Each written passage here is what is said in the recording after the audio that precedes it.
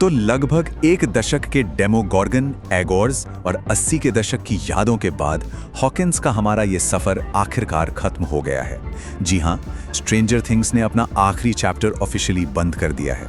लेकिन क्या इसने हमारे सभी सवालों के जवाब दिए? तो चलिए इस फिनाले की गहराइयों में उतरते हैं और उन रहस्यों को सुलझाते हैं जो डफर ब्रदर्स हमारे लिए छोड़ गए हैं। फिनाले ने हमें दिखाया कि हॉकिंस की पार्टी ने एक बार फिर से दुनिया को बचा लिया, लेकिन इस जबरदस्त जीत के बीच भी एक बहुत बड़ा सवाल हवा में तैर रहा है।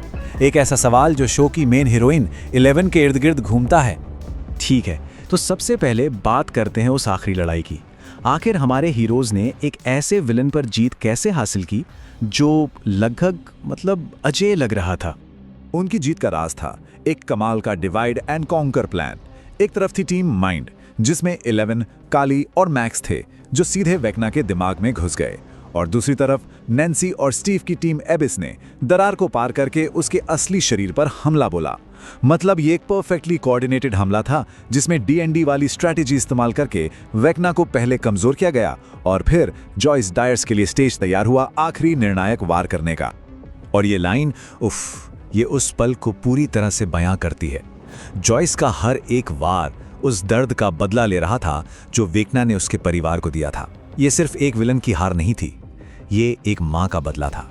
तो ये तो समझ आ गया कि लड़ाई जीती कैसे गई, लेकिन सवाल ये है कि वो असल में लड़ किसके खिलाफ रहे थे।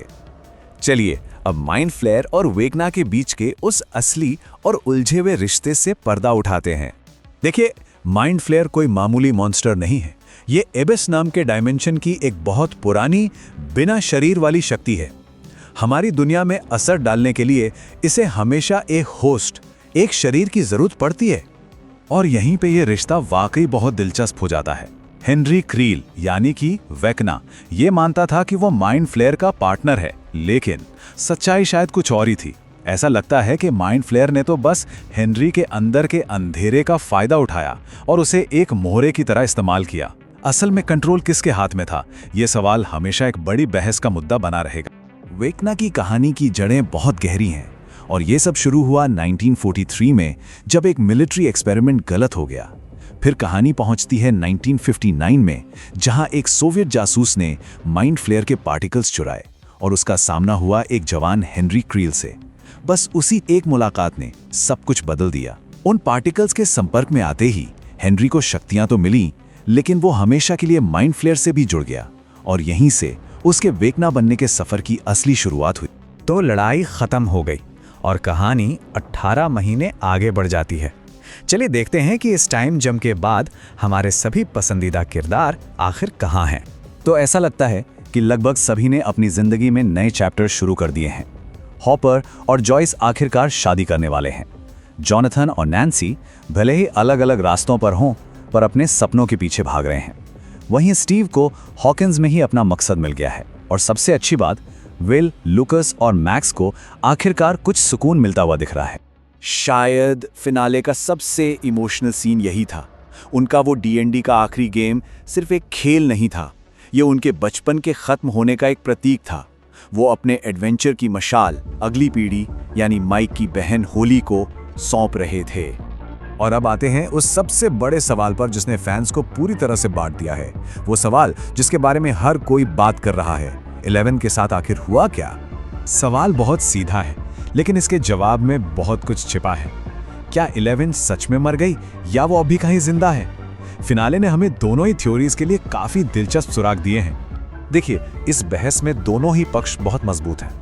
एक तरफ 11 के जिंदा होने की थ्योरी टिकी है माइक के ग्लिच ऑब्जर्वेशन पर, धमाके के बाद सुनाई देने वाली एक रहस्यमयी धड़कन पर और उस झरने वाले खूबसूरत सीन पर। लेकिन दूसरी तरफ उसकी मौत की थ्योरी ये तर्क देती है कि काली का इतनी दूर से इतना बड़ा भ्रम पैदा करना लगभग नामुमकिन था और कहानी के हिसाब से दुनिया को बचाने के लिए 11 का बलिदान जरूरी था। ये एक ऐसी पहेली है जिसे मेकर्स ने जानबूझकर हमारे लिए अनसुलझा छोड़ दिया है।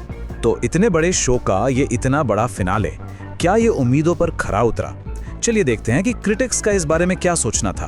कुल मिलाकर देखें तो फिनाले ने क्रिटिक्स को थोड़ा बांट दिया। ज़्यादातर लोगों ने किरदारों के इमोशनल एंडिंग और 80s की दशक की उस परफेक्ट फील की खूब तारीफ की, लेकिन कुछ का ये भी मानना था कि फिनाले बहुत ज़्यादा लंबा था। वेकना के साथ आखिरी लड़ाई थोड़ी जल्दबाजी में निपटा दी गई और कई सारी कहानियों को अधूरा छोड़ दिया गया। ये नंबर अपने आप में एक कहानी कहता है। 10 साल। स्ट्रेंजर थिंग्स सिर्फ एक टीवी शो नहीं था, ये एक कल्चरल फिनोमिनन था जिसने एक पूरी पीढ़ी को डिफाइन किया और दुनिया पर अपनी एक अलग ही छाप छोड़ी।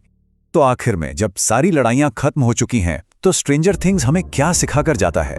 शायद यही कि असली जादू दोस्ती में, बड़े होने के सफर में और बचपन की उन कहानियों में छिपा होता है जो हमें किसी भी अंधेरे से लड़ने की ताकत देती हैं।